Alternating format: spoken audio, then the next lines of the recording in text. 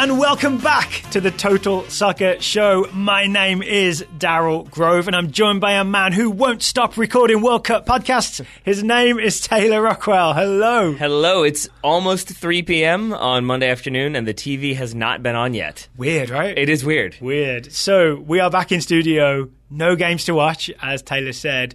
We are going to do our World Cup listener questions special. We are. Long promised. But I am now wondering, do you think this is like a couple of days off of rest for the TV? Do you think it's going to recoup, recharge its batteries, just get back into playing form? You know how TVs get shapes burned into them if it's been there too long? I'm pretty sure there's a 352 somewhere on our screen.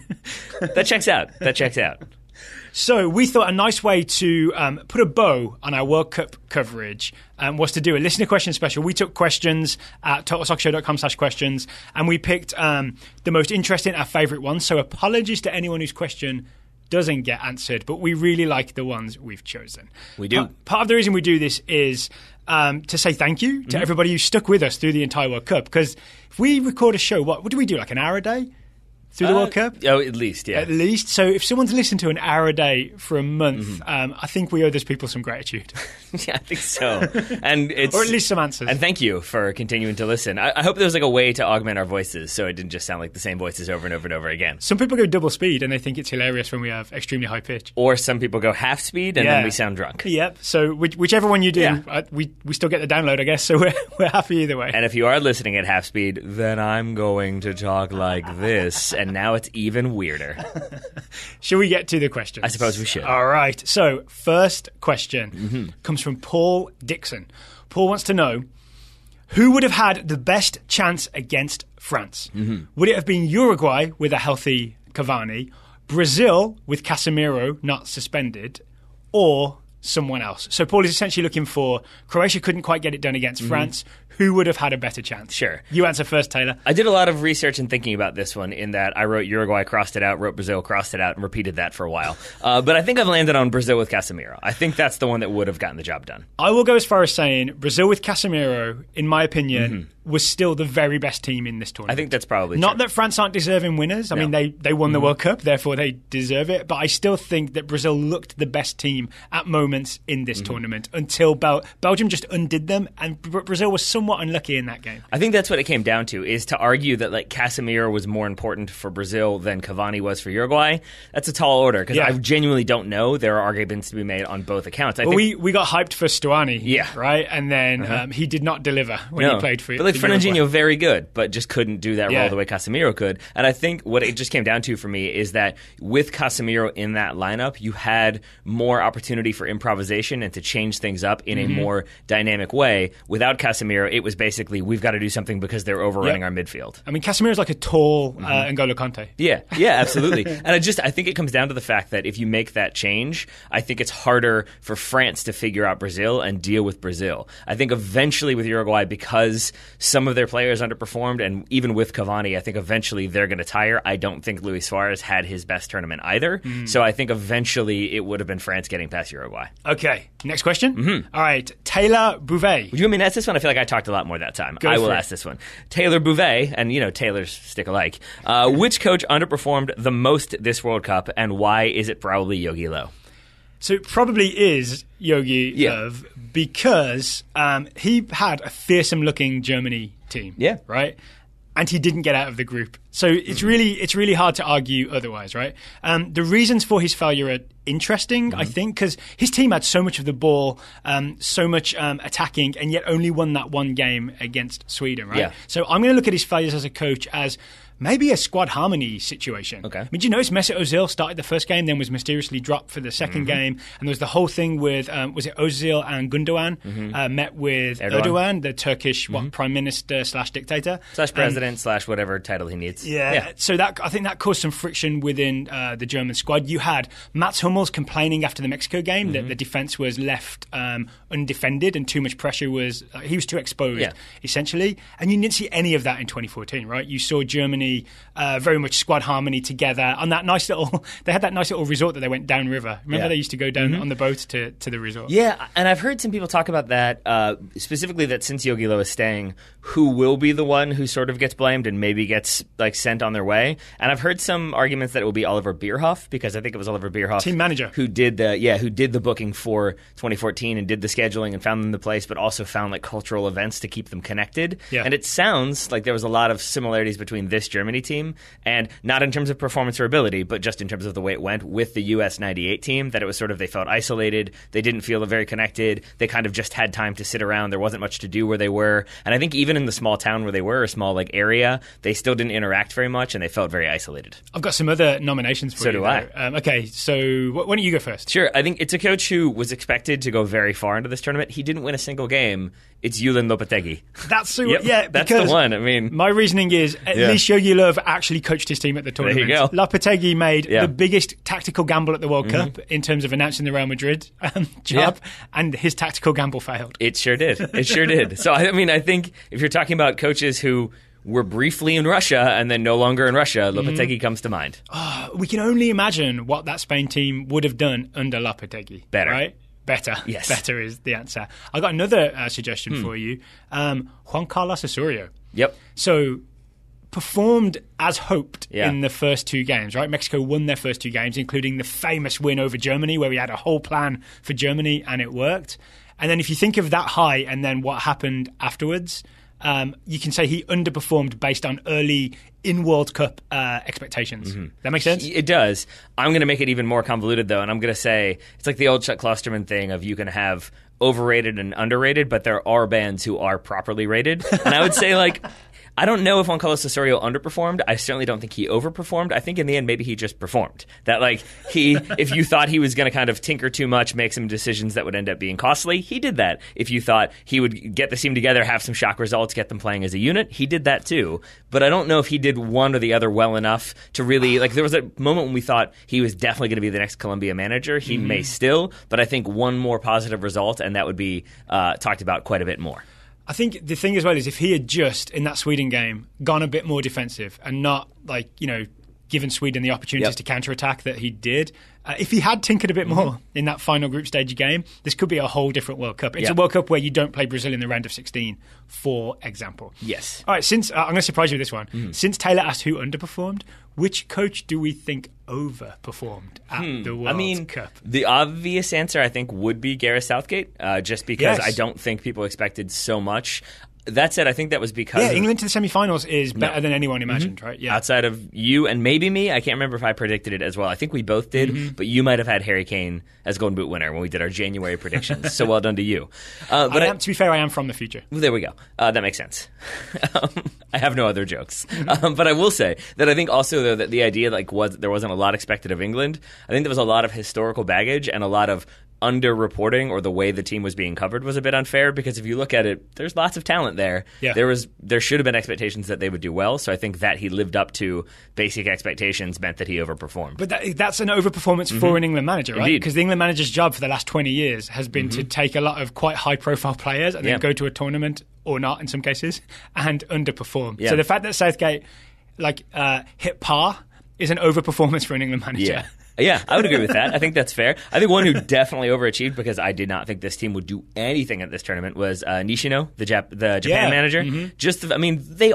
They were moments away from at least sending Belgium to overtime, if not eliminating them outright. Yep. And it was just some good changes by Roberto Martinez that really got it together. But I thought Japan wouldn't get any points. I definitely didn't think that they would advance, and I definitely didn't think they would give Belgium a game. Well, and how about to that game then? I would say Roberto Martinez overperformed at least our expectations, because we didn't think he was tactically flexible enough, and yet he made big changes to go to essentially three-man midfield, three-man centre midfield against Japan, turn that game around at 2-0 down in the round of 16. That is, he's gone up in my estimation, let's put it that way. Yeah? Is that fair? That's definitely fair. And then, obviously getting the result against Brazil as well. That's a good way to prove that you belong. Yeah. Final one, just in terms of how far they went in the tournament, Dalic for Croatia. Oh, of course. I know a lot of people knew that Croatia had high-profile players, Modric, Rakitic, etc., but there's a lot of credit to Dalic for getting his approach just right. Yeah. Yeah? Right. Yeah, and I think maybe with that, it's strange to say, but Didier Deschamps, probably you got to throw in there too. Not like, and that's obviously not trying to be critical or not saying like, oh, he managed to get this France team to come together like in a like, oh, there's ragtag group who weren't very good. But the story before the tournament was he didn't know his best team. He didn't quite know what to do. This team doesn't know what to do going forward. Yeah. All of that has disappeared. Well, yeah, but what I mean is like the opposite side of that spectrum is like it certainly wasn't. He's got a bunch of like Croatia have world class players certainly, but I think the narrative with Dalic has been he somehow managed to get that team to the World Cup final, right? Whereas I think with France, in my mind, it's more like he somehow managed to get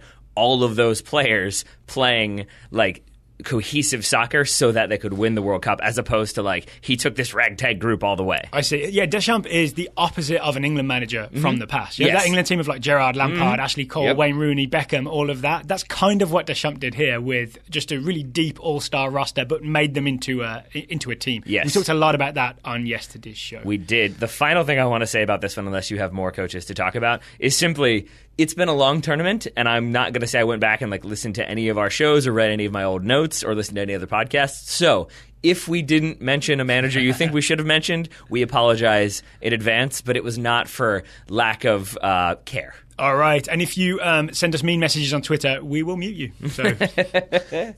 All right, before we get to more questions, today's show is sponsored by SeatGeek. SeatGeek is today's sponsor of the Total Soccer Show. Taylor, what is SeatGeek? SeatGeek is the best way to get tickets to sports, concerts, events, all that good stuff. You just download the app. It's a few clicks. You've got your tickets. I would say taps. Tap on your phone. You do what you need, buddy. Yeah, you do what you need. Taps and clicks both work. All right, so Taylor has looked around. You know what kind of phone people have? You're making some dangerous assumptions, Mr. Grove. Do you think they have a mouse? Yeah. Taylor has looked at... Blackberries are still around. Are they? Clicky, clicky. Taylor has looked into upcoming events. You can go to sporting events, live concerts, comedy, all that stuff. You can get all your SeatGeek tickets, all your tickets via SeatGeek that way. What do you have in store for us, Mr. Taylor Rockwell? I mean, I'm just going to say if you've gotten back into soccer, if you've gotten into soccer for the first time, or maybe if you're a person who kind of like ebbs and flows in terms of your soccer interest, maybe try to keep it going. There's Major League Soccer to attend. There's NWSL. We've got the Women's World Cup next summer. Don't stop believing. Don't stop, Watch some NWSL. Watch some MLS. There's going to be International Champions Cup games if you want to watch some preseason friendlies from some players who maybe were at the World Cup, but other players who weren't. You could do that. And then we've got international friendlies coming up this fall that you can check out as well. So there's lots of USA, soccer. Mexico, USA, Brazil is all coming up. Many games to go see. MLS All-Star Game is coming August the 1st. I think we'll be there for that, right? We hope so. We hope so, yeah. All right, if you want to get $20 off your first... We'll be in Atlanta, I'll put it that way. Yeah, so we can't not go to the game, right? I mean, we can sneak in, I'm sure. Let's make some sneak in. That is not how it works. Sure. If you don't want to sneak in... It's the Sneak Seat app, I think. But you do want to sneak $20 off your first ticket purchase. Here's what you do. You download the SeatGeek app, you hit the settings tab, you enter the promo code TSS, that's TSS, you get $20 off as a rebate your first SeatGeek purchase. Thank you to SeatGeek for sponsoring today's program, to borrow Taylor's word. I concur. Next question. Sure. Okay, this is a question we got from multiple people. William Hagens, Carter Baumgartner, and Anthony Harrison all asked similar questions.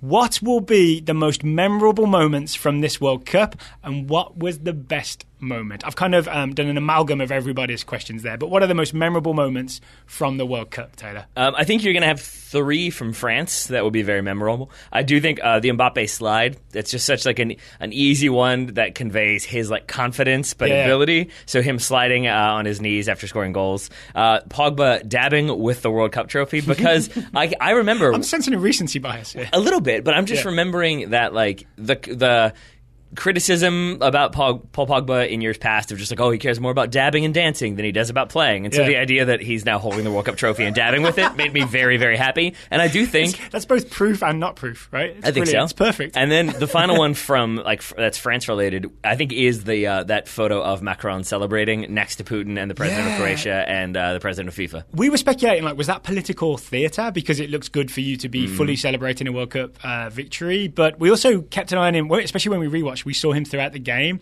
and you were noting that he essentially was really into it the whole time. Yeah, you had, like, for some reason, the president of Croatia never shown on screen until the very end. Yeah, but that was odd. We did get Putin and Infantino sort of happily chatting back and forth while Macron was just like staring at the field. A little too comfortable. Like staring, but they were also still like I think in jackets and like ties still very much tightened. And I think Macron was jacketless and maybe had the tie loose. Like he was definitely caring about what was happening. So I think that will stand out for me. Lovely. All right. So some moments for me that are most memorable. Willy Caballero's miss kick for Argentina against Croatia. I know it's a horrible memory for Argentina fans. More on him later for me. But just that moment happening, it was such a representation of everything that was about to go wrong for Argentina against Croatia. And then I believe, I should have gone back and rewatched, but I think it was Rebic. Rebic's response, which is to just strike a volley out of the air and smash it past him, was the perfect punishment for Caballero's horrible error. Yeah. Fair? Yeah. So I think like maybe we've like gone about this different ways. Yeah. Because like I'm with you that that's like such going to be an iconic moment. But I feel like what ends up, or an iconic like sequence, but I feel like what ends up standing out is like the thing that you can show the photo of, or the thing that you have like the snapshot memory of. Because there's lots of stuff that I'm like, oh yeah, that was good, and that sequence and that passing play was great. But I don't know if it will stand out as, say, I guarantee you a photo of Neymar on the ground like clutching an injured body part. Yes. That's going to be one that you will remember from this World Cup. Neymar's embellishments are definitely memories from this World Cup. All right, sounds like we've gone at this different ways, but I think that's okay. Maybe we'll just trade back and forth. Okay, so another thing for me, England winning a World Cup penalty shootout. I had that too. I mean, like not just as an England fan, of course. It's huge because I've waited 28 years for a World Cup penalty win, penalty shootout win. It is literally England's first World Cup penalty shootout win. The only other tournament shootout win was Euro 96 against Spain, and then the next round we lost to Germany on penalties anyway. So for England to have a victory is historic and possibly game-changing for England. Yeah. So there's one for me. I would agree with that one entirely for all the reasons you mentioned. And then the other two I had were, like, again, if we're going still images, the one of Granit Xhaka and Xherdan Shaqiri doing the Eagle celebration. I think that probably stands out and will be memorable as a form of a protest in a game. And then the other one that I don't know why, and maybe it will be forgotten very quickly, but for me, I'll remember it is, like, and this is a sequence one, it's Korea's goal, the second goal against Germany, where they just, like, Manuel Neuer gets dispossessed, and it's Sung Hyun-min scoring. But it's just that sort of, like, the image. I'm sure there's one of Manuel Neuer. I have to believe there's an angle where it's just, like, him standing hands on hips, and, like, 80 yards away, the Korean players are celebrating. So here's the other thing as well. I tried very hard looking back at this to not have recency bias of, like, just the final and the semi-final. Yeah. There were so many moments where we thought heroes had done it, but then later, like next game, they found out their team was eliminated anyway. And I want to settle on a couple of those to relive them for a second. Leo Messi's goal against Argentina. Sorry, for Argentina against Nigeria. Just to put it back in context, it was after what was essentially the mutiny of Argentina players taking over the team and selecting a team that would be heavily based around Messi doing what he wants to do and Mascherano running the show along with him. For Messi to score after, 14, 15 minutes, a really delightful, 3 touches and finish, great control out of the air, goal. That's an iconic moment. That's a really, really iconic moment. It's just unfortunate in a way that then they go on to lose the next game. Yeah, because it robs the moment of its glory because you know that not long afterwards it's all over. Yeah, and maybe that has the dual purpose of like it is the glory of what he brings to the table, but also it's representative of what's to come for Argentina. Yeah, I think that's true. And then on Germany, Toni Kroos's winner against Sweden. Yeah. So we forget it ended in that South Korean Chippo long-range drive over Manuel Neuer's head after losing the ball. But the game previous, Germany had desperately needed a win against Sweden. Toni Kroos had stepped up in, I don't even know the minute, I bet it's like 94th, right? To hit that free kick from a weird angle after someone had just rolled the ball for him and to beat the keeper from there. That was an incredible moment where everyone was like, oh, Germany's back. Yep. It turns out they weren't, but that moment was still very memorable. Yes. I got 2 more for you. What you got? That Belgium breakaway goal against Japan. Yep. To win the game in the round of 16. The Kevin De Bruyne is released by Thibaut Courtois. You remember this? And it's a classic Kevin De Bruyne-led attack. And it's the goal where Romelu Lukaku does not touch the ball, but makes the goal happen. I think that's going to live on in people's memory as the moment where people finally understood that there's more to Romelu Lukaku than just being a big target man. I'm very confused because I had this in my notes and somehow I don't have it. Because yes, that was I think that might be my favorite, one of my favorite goals of the tournament was that sequence. And I was trying to figure out like the moment that I will remember from the Belgium team, and I think it might be Lukaku with everyone circled around him, leading that team talk. I feel like that was sort of a good snapshot of the togetherness of the Belgium team, which Yep. is a national team not known for always being together. And I think this is, in many ways, Lukaku's World Cup. Yeah. Right? Like, this may be the best he ever does. And, 4 goals and really like a string of good performances. And that moment against Japan when he not only confuses the defense by making those runs, but also leaves the ball for Chadli to score the winner. Yeah. I feel like it's great for the players that we love to have these great, iconic moments. Yes, and if you want to go like for individual iconic moments, probably Falcao's celebration after he scored, because it's his first World Cup goal. Like, to see the relief and happiness and enthusiasm on his face for a player that I think a lot of people, I have to believe a lot of people around the world like him. Like, if you're looking at players who are in like the positive vibe index versus negative, I think he is very much near the top of just everybody seems to like him, seems to enjoy him. Even when he played for Man United and didn't perform, ditto that for Chelsea. I think people still have fond memories of Radamel Falcao. How about this? The Pussy Riot pitch invasion in the World Cup final will be one of the most memorable moments of the 2018 World Cup. Yeah, and again, if you're boiling that down to like one enduring image, it will probably be the high five with Kylian Mbappe. Yep. We mentioned this. That's the photo, right? That's the photo that's been shared around the world. We did mention this in our World Cup final review, but I think we skipped over it too much because maybe we were so focused on the game and the impact that the pitch invasion had on Croatia's attempts to equalise. Maybe I don't think we read enough about it or put it in the full context. That's definitely true. We definitely didn't, or I'll speak for myself and say I definitely didn't read enough about it, because I think I was the one on the show saying, to me, it felt like the thing that a drunk English person does when they're bored in a game. Yeah. And it didn't really resonate with me in that way. I think we talked about like how we wish they'd written like Putin out or something like that. And we thought maybe, they were wearing police uniforms because that was how you could sneak on the field. And in reality, there was much more to it. There is much more to it than that. And it strikes me as well, I think it was me that said, it would have been better to have a sign that says Putin out, as if I know more about protesting against Putin than Pussy Riot. That's not accurate. You did spend several years in that Siberian gulag. And that's actually where I was the entire time that I've been telling these stories about Turkey and Northern Virginia and Iraq. It was actually Siberian gulag. Well, I mean, those people got arrested and they may be facing some prison time. And I would bet they're facing a decent amount of prison time, So here's the thing that made me realise why we should maybe give a little more time to the Pussy Riot pitch invasion. There was a New Yorker story by Masha Gessen, called The Moral Clarity of Pussy Riot's Protest. Made me understand it a bit more. The police uniforms, I'm telling you, I know you know this because you've read it also, right? The police I know uniforms, because you retweeted that article, so yeah. The police uniforms that we thought were just like their way to get on the field actually represent the Heavenly Policeman, which is a reference to a Russian poet/performer, Dmitry Alexandrovich Prigov, who was killed 11 years ago. I'm assuming he's an opponent of the current administration. So he has this idea of the Heavenly Policeman, who's a just policeman who overwatches everything. And Pussy Riot were contrasting that to the current state of how the state of Russia is policed. So there's the full context for what Pussy Riot were doing when they ran on the field. Also, Masha Gessen makes the point, this is what really sold me on the idea that this protest was worthwhile, is that it's the only protest against Putin during the 2018 World Cup, which means if they hadn't come on the field, they would have gone the whole World Cup with Putin just pretending everything was great, Russia's always great, no one needs to worry about what's happening here. Yeah, I mean, I think that's definitely accurate. I also think, with that in mind, that they're like, yes, I feel like they probably will get charged with some steep crimes, and maybe they'll have to do like a decent jail time. I feel like there's also a chance they won't, because it was such a public display that like it is like, and I know that the members of Pussy Riot don't necessarily worry about whether or not they're going to be incarcerated. I think it's kind of a thing they assume. It's part of signing up. Yeah, but I do think that like there are so many people watching that game, both from the media and just normal folks around the world, that will now be like, what happened to those people? Have they been arrested? What's going on? And I think it makes it harder for them to be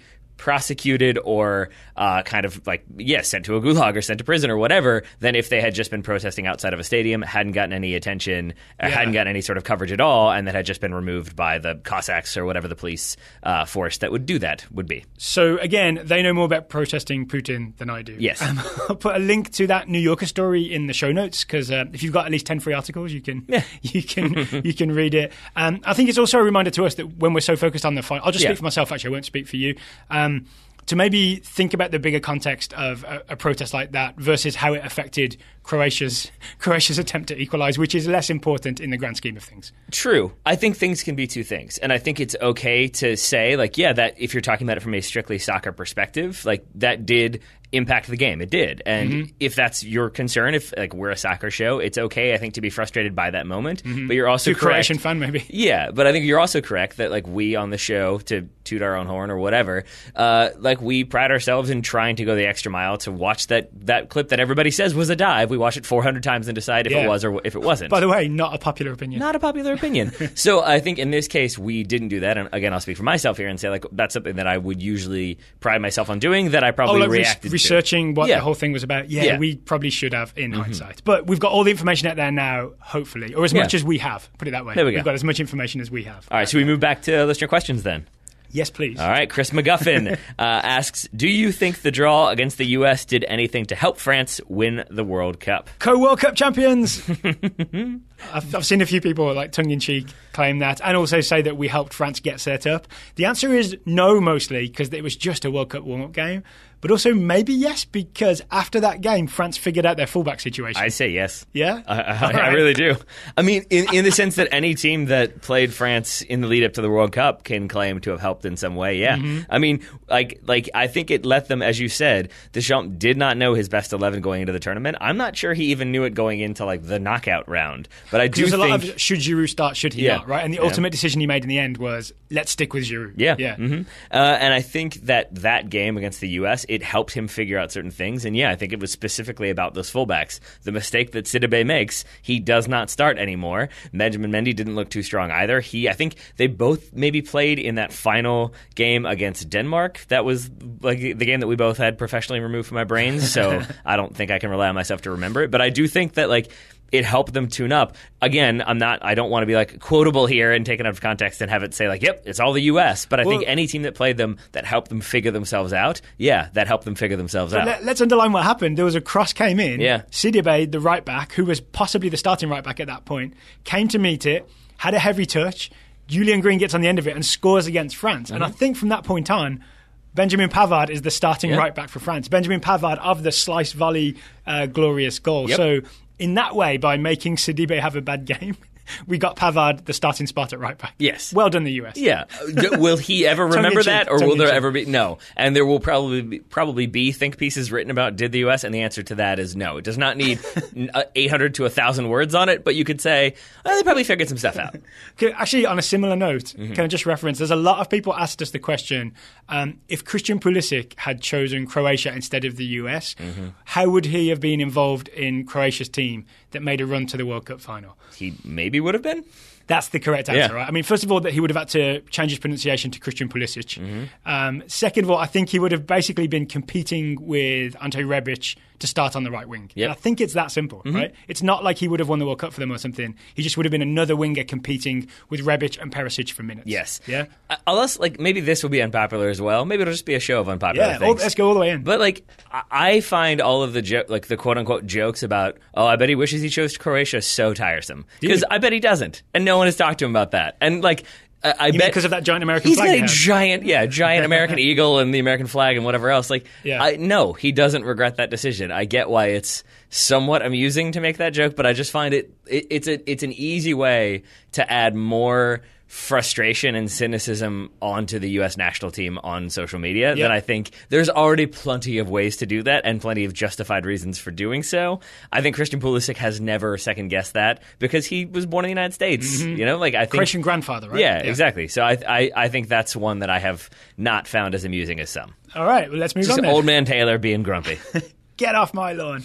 All right, next question is from Matt Brayfogle. Matt wants to know, what should Spain have done better to break down Russia's bunker? So to put this in context, because I know it feels like this happened 10 years ago, Spain tied 1-1 with Russia over the course of 120 minutes and then lost on penalty kicks.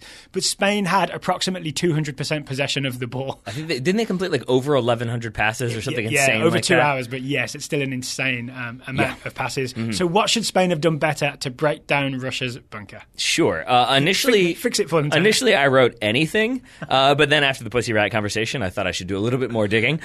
So instead, the two things that came to mind, like the one sort of more generic one is just play more low percentage, high risk passes. That it was a lot of working it from left to right, right to left. It felt like nobody really wanted to be the one to cough up possession, almost as though they had been told, like, the worst thing you can do in this game is not concede a goal, but it is concede possession. So that's one. And then the really specific one that we talked about in the lead up to this game was the kind of combination play specifically from Andres Iniesta and Isco. The way they managed to do a series of 1-2s in a couple different games to get Iniesta in space in the 18 where he could then square to, say, Diego Costa or whomever else had crashed the box. And you didn't see that as much in that Russia game. It felt like Spain were just so much more afraid to ever get caught out on a counterattack that they never wanted to fully commit to any sort of attack themselves. And it's worth noting, we're doing this show somewhat on the fly, right? Quick fire answers to questions. I'm pretty sure one of the mistakes that Fernando Hierro made was he didn't start Andres Iniesta in that game. I think it was Koke and Busquets, and then maybe David Silva. I think that would explain why they didn't do as much of it. Yeah, I think he came on later.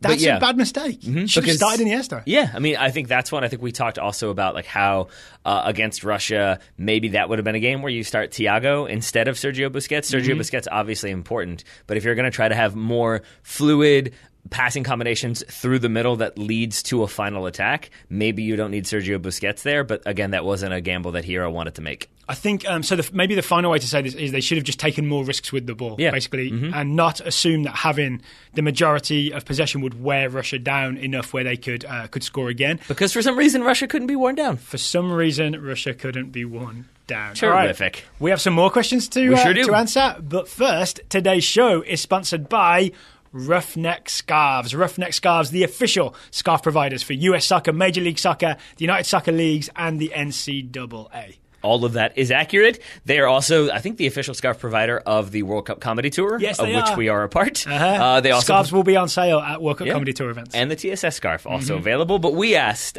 because you can make custom scarves, we asked if you were to design a custom scarf to encapsulate your memories of the 2018 World Cup. I got there eventually. Too many syllables on that for you. What would it look like? I don't like you anymore. First up, Anthony Harrison scarf to encapsulate his memories of the 2018 World Cup. That's how you do it. Would look like this. Set piece headers logo. Think Air Jordan logo and a VAR hand sign. I'm not listening to you anymore, but I am reading, and that is amusing, Anthony, but not coming out of the mouth of Daryl Grove. So you know the Air Jordan logo. I'm imagining like someone like Harry Maguire winning a header. That kind of logo. Of course it's Harry Maguire. Josario Machoa, just a bunch of images of N'Golo Kante because he covers everything. That could be Josario as well. Either way, I apologize for getting it wrong. But it's definitely N'Golo Kante all over that scarf. Have you seen, speaking of, sorry to interrupt, have you seen all of the N'Golo Kante stuff that's been happening? That like... Is there a thing where he was too shy to ask for the trophy? Yeah. Yes. But didn't Nzonzi get it for him? Yes. But then there's a bunch of stuff of like all the France players. Like there's one video that I love especially of all the France players like dancing and singing in the locker room, and they're going around and they like sing with Griezmann and he jumps in and then Mendy jumps in and they're all and then it just kind of pans over and there's N'Golo Kante just sitting there like smiling by himself, just happily enjoying it, and they all go over and sing with him and then he smiles more. He just seems like the happiest man on the planet, and it makes me love him all the more. Oh, N'Golo. So Jonathan Foster says on one side of his custom scarf to commemorate the World Cup, it would be massive World Cup watch parties in bars and cities. So I'm imagining crowds of people in a giant screen on one side. The other side, a man nervously looking over his shoulder if his boss is coming, to see if his boss is coming so he can switch screens and pretend he's working. Command and tab, I believe, is what you need to press. I remember those days. Cost Kaliagas, using the rolling Neymar... Sorry, Costa Kaliagas. That's my fault. It's a typo when I printed up the... Yeah. Get it together. I'm sorry. Costa Kaliagas, using the rolling Neymar alphabet, one side would say own goal, the other side would say set piece, with VAR boxes on the edges of each side. So if people aren't familiar, someone has created a rolling Neymar alphabet, literally A to Z or A to Z, whichever you prefer, made up of Neymar on the ground in various shapes, forming the letter. So I think what Costa is saying is a scarf using that font, essentially, spelling out own goal, because lots of own goals, and set pieces, because lots of set pieces. I think Alexi Lalas would like one side of the scarf. That should be a scarf, though, because then it makes it all the more of an enduring memory. Final one. John Adams says one side of his World Cup scarf would be a video camera pointed at the penalty spot, representing the most penalties ever awarded in a World Cup tournament, 29. Is that true? There were not 29 penalties. There may have been. 29. I think Harry Kane scored 25 of them. So. VAR misses nothing. He claims 29 of them. The other side would just be all the coffee I drank on the West Coast. Once again, shout out to our West Coast listeners who watch the World Cup live. And I don't know how it breaks down for Hawaii listeners, if it was good or bad. But either way, commiserations to everyone who had to wake up too early or stay up too late. Either way, it was warm. Yeah. So if you go to roughneckscarves.com, you can get 20% off any scarf you see at roughneckscarves.com if you use the discount code Total Soccer Show, all one word. Total Soccer Show, all one word, for 20% off. Thank you to Roughneck Scarves for your long-term sponsorship of the Total Soccer Show. All right, more listener questions. Daryl, going to Cater Summers. When does Mbappe surpass Ronaldo, Messi, and Neymar? The exact date, please. July 15th, 2018, when he won the World Cup. Oh, boy. Daryl at TotalSoccerShow.com. That's DARYL. All right, so honestly, I mean, I put this question in because I also may have misspelled. Is it Carter Simmers, maybe? I put this question in because it is a debate that's happening. It's going to happen because Kylian Mbappe now has a really high profile, and because I think he's a similar type of player to Ronaldo and Messi in that he plays in the forward line. Mm-hmm. You know what I mean? Like, in a weird way, I think you can't start comparing, say, Pogba or someone else who does a more midfieldy job. Mm-hmm. There seems to be some special category of attacking players, and Mbappe is now in that bracket, right? Mm-hmm. I don't know if you can ever judge how he passes it unless he starts winning Ballon d'Ors with the regularity that Ronaldo and Messi did. But I would also say, like, if you asked me who's the best player in the world, Pele, Maradona, Ronaldo, or Messi, I don't know what my answer would probably be Pele, but we've never really gotten into that conversation about, like, what deliberately what categories have to be achieved in order for that ranking to change, and I don't know if I have any. I just think it fluctuates based on the conversation you're having and what skill you're looking at. Yep. And I think with that in mind, it's partially like what you're looking at. If you're looking at World Cup winners, well, then he's kind of already surpassed Messi, Neymar, and Ronaldo. But so is Benjamin Pavard. Yeah, he's not better than Messi or Ronaldo. I don't say that to undercut your point. I'm saying that medals don't make you the best player in the world, necessarily. Yeah, and so if Mbappe's career trajectory continues and he continues to improve and win Ballon d'Ors and whatever, I think the answer to the question, it's not a specific date, you'll have one eventually, is basically whenever there stop being articles written about it. Because there's going to be a ton of articles about, like, has Mbappe surpassed Messi? Has Mbappe surpassed Ronaldo? Has he surpassed Neymar? And once you stop hearing those articles or seeing those articles as much, it means that it's kind of happened and everybody just kind of accepts it. And it'll just be Mbappe on the cover as best player in the world? Yeah. But if you never reach that point where you have those, like, articles being written consistently, then it means he hasn't. So there you go. There's your answer. So actually looking at these names now, Ronaldo and Messi are both in their 30s, right? There is eventually some sort of down the hill moment coming for both of them.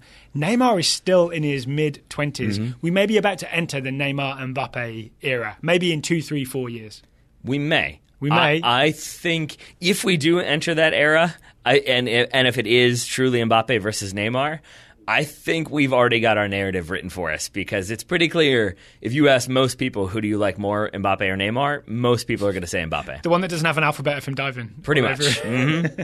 Also, I think you and I both agree on this, that essentially we don't like having these debates because Colin Cowherd can do it just fine on his own. Yeah, and there's no way to ever reach consensus. Genuinely, like, Mike, here's my critique of that stuff, is that, like, there's no way to ever reach consensus, and that's the point. That's the point. You can fill hours of Fox Sports 1 television with it. Yeah, and then it lends itself to hyperbolic statements like, no one will ever beat Pele. You heard it here first, even though you didn't, because 8 million other people have said that. But then you are the one who publicly identifies as being Pele or being Maradona or being Messi, and then suddenly you put two people in a room who feel opposite, and then it's good TV, theoretically, according to terrible producers. So just watch all of them and enjoy all of them. Yes. How about that? Next question? Semi-rant over. Yeah. I think your turn. Go ahead. It sure is. Zachary Howard asks, which player do you think has benefited the most in terms of exposure and growth from this World Cup? And I'll warn you, I wrote down 4 players because I thought Zachary asked which players. Oh, I wrote down 10 players because I thought the same. And I actually had a question for you. Again, I think you could take this in 2 different ways. Do you think in terms of, like, are we talking transfer value and, like, where they'll move from here? Or are we talking about genuine exposure, people knowing more about them? I just basically made a list of players I think had a good tournament. And, yeah, people know more about them. Sure. If they were to transfer, they would potentially go for more money than previous to the World Cup. I mean, so with that in mind, it's tough to say this because I don't know how he could go for more money, although he may well still this summer or next. But Kylian Mbappe, I think, is the biggest one. I think this will end up being seen as his tournament, his kind of coming out party. Interesting. Yeah. Okay. Should we just trade back and forth then? Sure. I've gone for Alexander Golovin. Okay. Russia attacking creative midfielder of CSKA Moscow. Mm-hmm. He's one of the few players I think that we highlighted before the World Cup as, hey, you haven't heard of this guy, but watch out for this guy. Yep. And he really, really delivered, right? So Alexander Golovin, especially if he's looking at a move to Western Europe, I think he did his profile no harm at all during the World Cup. Number 17 for Russia. Agreed. Although I think there's two or other... 77 or 11. It's hard to tell. It's Adidas. I actually have two other Russians who I think right. I'm looking at this from a transfer valuation. Yeah. Maybe people have heard of them and now they get some bids. One is Artem Zuba, the gigantic striker. Can't you see a Premier League team thinking he might get the job done? I could see a lower end Premier League team thinking, if Birmingham City were still in the Premier League, he'd be going to Birmingham City right now. And the other one is Cheryshev, Dennis Cheryshev, who scored some amazing goals. He scored 3 of the best goals in this tournament, and I think he's one who he has the Real Madrid association pedigree. Yep. So I could see another club. And I could say a number of clubs really taking, setting aside some transfer funds, put it that way. I got a semi-controversial one. Chucky Lozano, he's with PSV. He scored for Mexico against Germany. He had some electrifying moments, but then we didn't see that much of him against Brazil or against Sweden. So, but I think he did enough that if someone was on the fence about him, maybe those first 2 games would make them think, yeah, let's take a gamble on this guy. He needed one more goal to really cement it. He needed one in the knockout round to make it okay, they lost to Brazil, but Lozano still scored, and he scored that one against Germany. Yeah, I'm with you. Yeah, he never played well when Mexico played badly. Which I think is a tough thing to ask of someone, but yeah, there you go. But I'd still say he comes out better than he did because previously he'd had no performances at a World Cup. Yep. The man who I think would be getting a lot of transfer speculation and rumors if he weren't already playing for Real Madrid is Rafael Varane. I think he's one who's going to come out of this tournament similar to Kylian Mbappe. I think if Mbappe weren't there, it might be seen as Rafael Varane was the anchor who brought the team together and did all this hard work, and I think had an excellent tournament. And I think he is one who maybe we will look more at, especially as the years go by. It was interesting to me that you had El Clasico Junior, is that what you called it, for France, the 2 center backs? Titi and Varane, Yeah, and then you had Piqué and Ramos, and I feel like in the next year or two, I think the balance of power in that one is going to shift. For people who can't see, which I guess is everybody except me, Taylor just did it was the balance of power shifting scales move with his arms. How about this? Marcelo Brozovic and Ivan Perisic. Both at Inter, both names I was vaguely aware of and highlight reels I'd sort of seen. At least for me, I now have a much better understanding of what type of players these guys are. And they're the type of players that can play alongside Modric and Rakitic and look equally as talented. Yeah, I think I was a bit more familiar with Perisic because he was linked with Manchester United for the entire of last summer. Were you watching Welcome to Manchester United videos, highlight reels? I refuse to watch those things. I love when fans jump the gun and I've learned my lesson. And I've learned my lesson even when there's the old saying, goodness gracious, there are. That's a fun thing to do is go back and look at I don't know, Robert Lewandowski, welcome to Chelsea. You'll find that video out there. Any big name player and any club, you'll find a video. But I would say the Croatian player that I didn't know really anything about, we didn't even think was going to start, but he ended up being a pivotal player for them, is Ante Rebic. Yes. That's another one who definitely had his transfer valuation increase by, I'm going to say, tens of millions. I'll put you on the spot. Do you know who he plays for right now? No idea. No, I don't. There we go, as evidenced by that lack of knowledge. All right. Well, hopefully we'll figure that out later. Mandzukic, much more known in terms of the Croatia squad. Luka Modric as well. Those are two who, I found myself when United, again, as a United fan, were linked. Daryl's looking up who Ante Rebic plays for, by the way. You don't know what I'm doing. I might be just texting my wife. Man United were linked with Mario Mandzukic. I was like, really? Is that a thing that we need? And now I'm like, please sign him. He is very, very good. I like Mario Mandzukic quite a bit coming out of this tournament. Not that I didn't before. And Luka Modric, I think, was the one. When you win the Golden Ball, it definitely cements your status as a next level performer. I don't think he's got a next level transfer coming there, right? I don't think he's already 3-time Champions League winner. Ante Rebic plays for Eintracht Frankfurt. Of course he does. Just joined them after 2 years on loan there. There you go. Knowledge. Definitely not looked up on Wikipedia. And certainly didn't derail the conversation. Certainly did not. One final one for you. Juan Quintero, who played in James' place for Colombia and gave us that very clever free kick that he put under the Japan wall. Yep. Gave us all those nice reverse passes. his profile is such that, right, he's with Porto in Portugal, but he keeps going out on loan. He was at River Plate last year. I think hopefully Quintero caught someone's eye at this World Cup and might get to start somewhere in Europe. And I would like to see that happen. I'm a fan of reverse passes. All right. I've got a couple more. What about yourself? I have no more, so you go for it, buddy. The only other ones, and I'm very open to you saying this is just, again, like Man United fandom, but I really feel like we saw a lot from Paul Pogba and from Romelu Lukaku. Yeah. Could their values be increased, though? No, but I don't think about it from valuation. I think about it from in terms of like exposure. Like I think more people, my mom knows who Paul Pogba is. I see. My wife knows who Romelu Lukaku is. I don't know if they did before. I gotcha. And part of that may be because I was trying to convince her that if and when we have a child, I want to name it Romelu. She wasn't down. Romelu Rockwell. But just like thinking about... Please do it. Can I call him Romy? Yeah, I'm sure. Yeah. Why not? Rom. I doubt he's going to be here, but why not? I think we settled on maybe future dog name, but I still like Romelu the son. Either way, maybe a girl. But I think, like, for Paul Pogba, lots of questions about his professionalism and what Jose Mourinho can get out of him and all the usual lazy journalism. It's harder to have that lazy journalism when he is pictured holding a World Cup. Yep. And then for Romelu Lukaku, I think to see, again, just the kind of leadership role he seems to have taken with Belgium, it felt like there was an amount of growth there that he went from, like... He's in the squad and an important squad player to a squad leader. And I feel like similarly, maybe that goes for Eden Hazard, who I don't think had a very good season last year. Can occasionally look like he is just not into it, especially when he doesn't like the manager looking in your direction, Jose. I mean, we'll do a whole transfer thing maybe another day, but he's been talking about leaving Chelsea in the last couple of days, as has Thibaut Courtois. Yeah, There's a Belgian exodus at Stamford Bridge. Yeah, and I think you may see one or both of them head out before the season begins. Anyone else? Any non-Man United players? I have listed all of the many players I had. All right, a couple more questions. First, Abby Crofton. Abby wants to know, which player hurt his transfer chances the most with their performance at the World Cup? And Abby says, I say Robert Lewandowski. This is a good sort of That's the perfect answer. That really is the perfect answer. I have other ones, but that was the one that I think, like, Robert Lewandowski was poised for score some goals, prove that he can do it, like, without the supporting cast of Bayern Munich. And I think you see...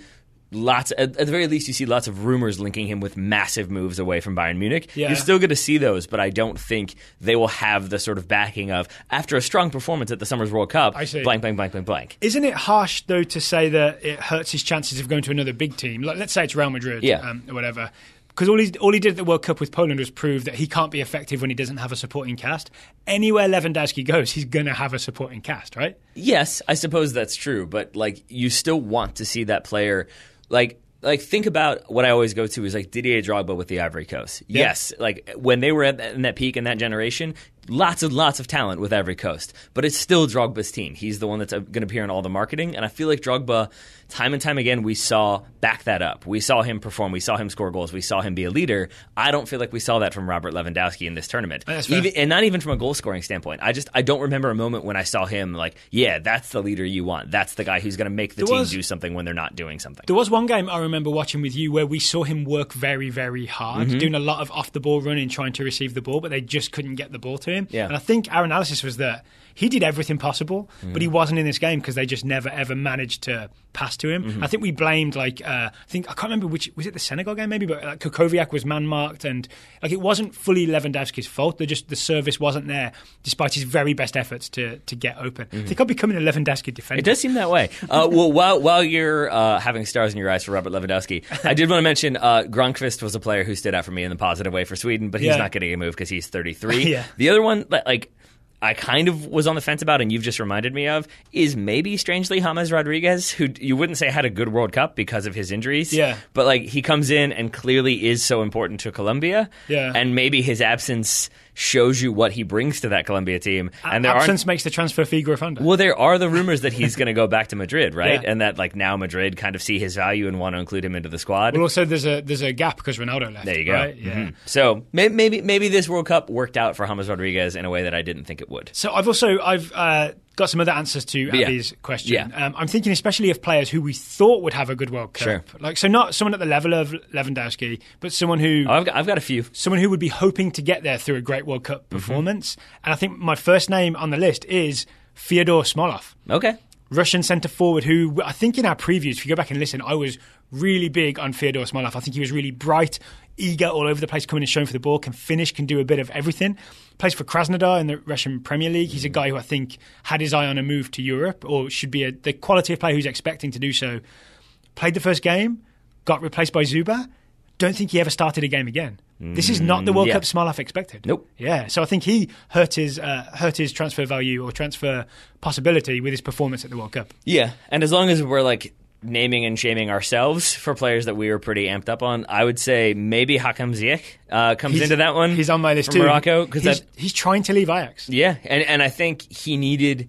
As silly as it sounds, like we always make fun of teams for signing players because they did a thing in the World Cup. Yeah. But sometimes that's what you need. And I think if he hit that free kick or if he scored a goal, or scored that goal that sticks in your memory, maybe he gets more of a move or gets more interest than he might otherwise get. Here's a question for you. This is a genuine question. Mm-hmm. Are we putting too much stock into players' World Cup performances? 100%. And are professional teams smarter than that? Like if there's a Premier League team or a Bundesliga team thinking about signing Hakim Ziyech, would they have just watched all his Ajax games from last season and based it on that and what he does at the World Cup? Do you think they know that maybe we shouldn't judge him by that?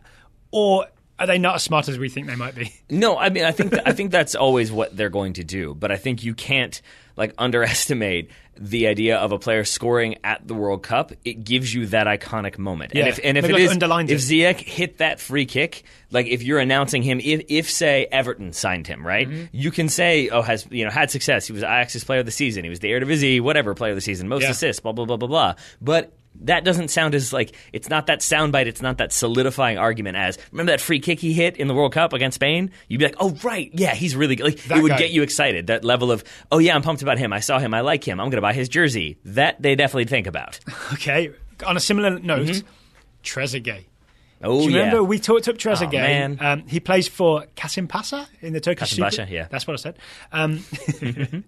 He's on the other wing to Mohamed Salah for Egypt. There really was an opportunity for everyone to be focused on Salah and for Trezeguet to shine on the other wing. Or there was an opportunity for Salah's shoulder injury to mean that Trezeguet carries the team. Yep. And he just didn't do it. No. Some of his crosses weren't good enough.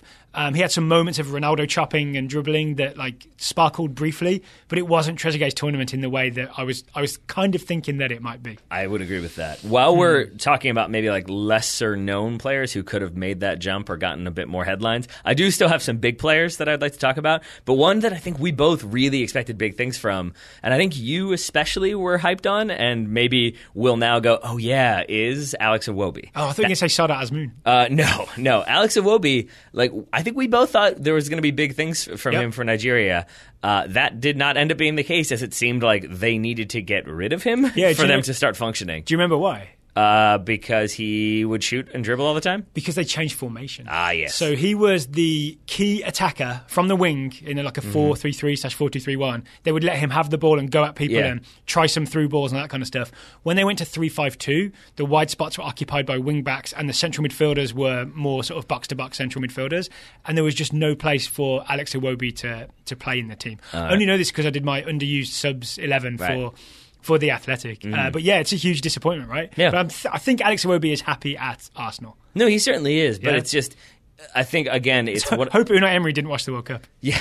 Well, and I think what I think about in this situation is no coach is going to see him at the World Cup and think oh, I've completely misunderstood, misjudged. Yeah. It's more so, I do think fan involvement or fan response can factor into these decisions, or just factor into the way the player is perceived. And if Iwobi had scored a bunch of goals and been far and away Nigeria's best player, or even been a key player for them if, say, they had made the knockout round, he goes back to Arsenal, and again, he just has more of that name recognition. Yeah, more juice. More juice. And then I think it can extend to players like, say, Sergei Milinkovic-Savic, who is already going to get a move. We know he's going to get a big transfer, but I think he is one who is, if he had that one moment of remember when he rose above that defense and headed that ball home, or when he bodied somebody off and then had that shot from distance, those sort of definitive moments are what help crystallize the transfer stories and help crystallize that player in the minds of the fans so that everybody gets behind it. and the transfer rumors start rolling and everybody gets more excited about him. And if you don't have that, there's still going to be a lot of activity surrounding him, but maybe just not quite that like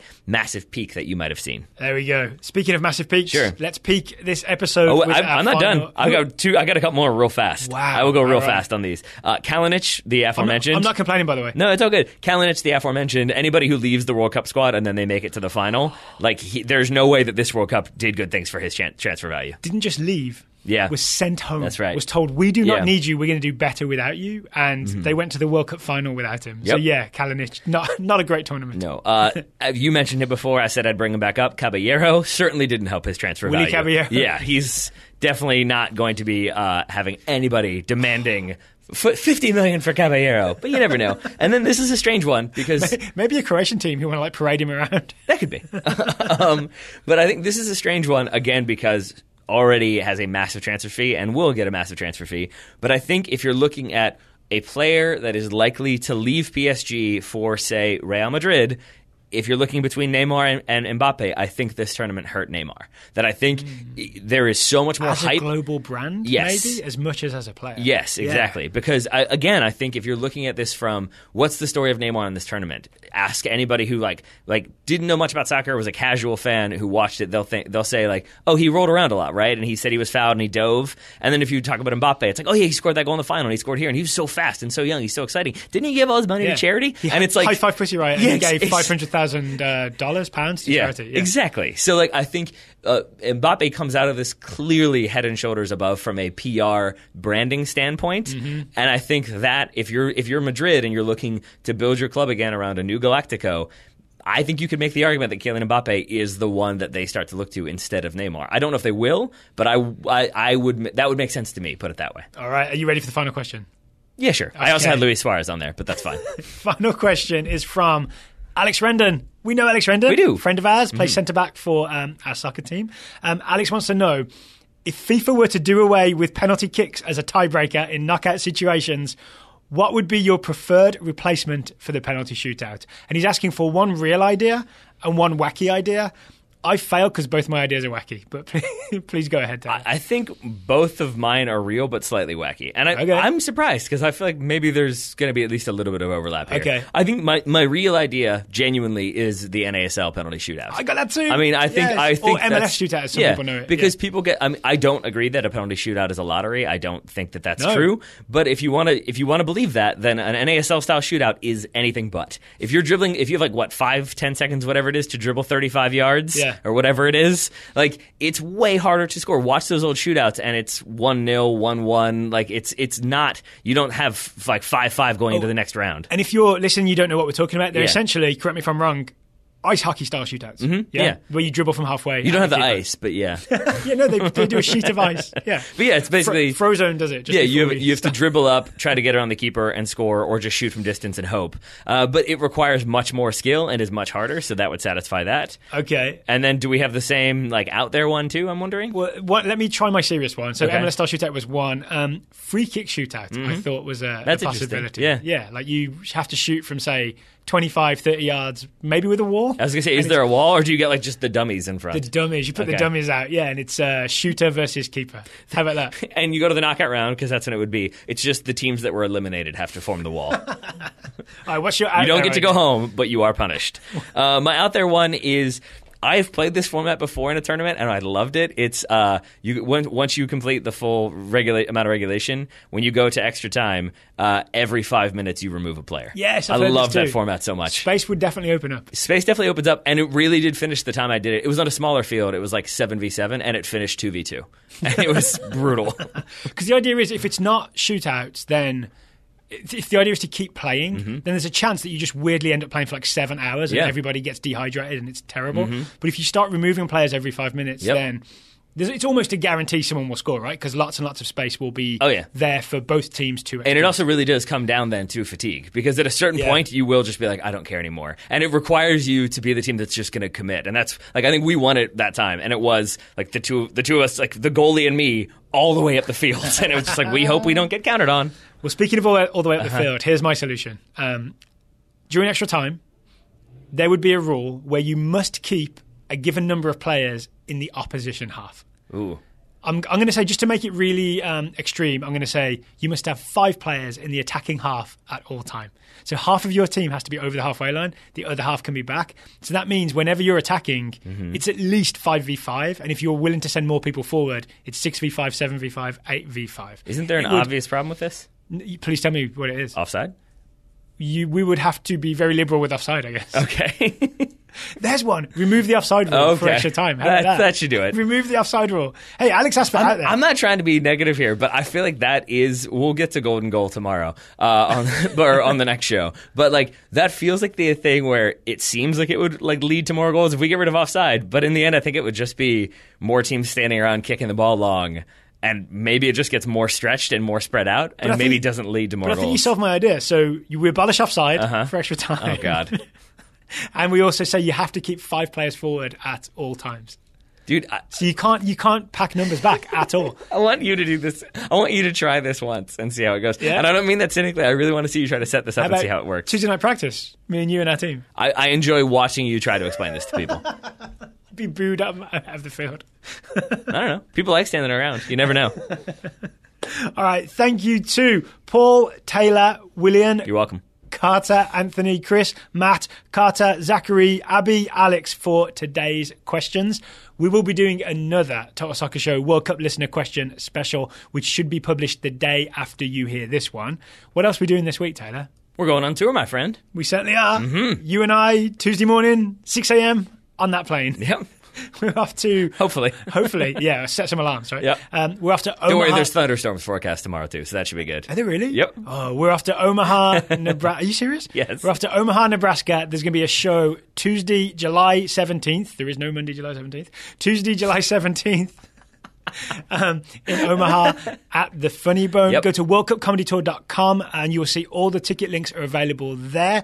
We know some people are going because we've seen some chatter on Twitter. We know Jay Riddle's going to be out there. I'm going to assume it's not sold out just yet, but please go get tickets. See us in Omaha. Yes, and the following night we will be in Kansas City. So if you would live in and around Kansas City, you would like to see us do Soccer Talk and the Coolins do Comedy Talk and Michael Magid do Comedy Talk, then you are more than welcome and encouraged to attend. So we should just spell out what our segment of the show will be, right? It's going to be us doing some soccer Daryl Grove explaining his new offside rule for an hour and a half.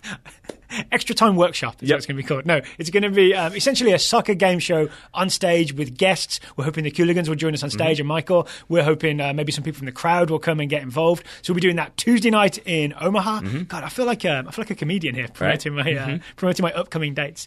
Let's not equate us with comedians in any way. Let's lower those expectations. We're like the dessert after comedians. Sure. Yeah. Wednesday night in Kansas City, Missouri, I've been told to call it. I've been told Missouri outside of the city, Kansas City, Missouri. Yeah? Does that sound right to you, or are you just guessing? That is what I've heard, yes. That's what you've... Okay, so we both know now. I chose to let you hang yourself yesterday with Missouri. Thank you very much. WorldCupComedyTour.com. Get your tickets. Come see us. Taylor Rockwell, thank you for taking the time to answer questions with me today. Right back at you, buddy. Listeners, thank you for listening. There will be one more listener question show coming out this week. We hope you'll be back to listen to that.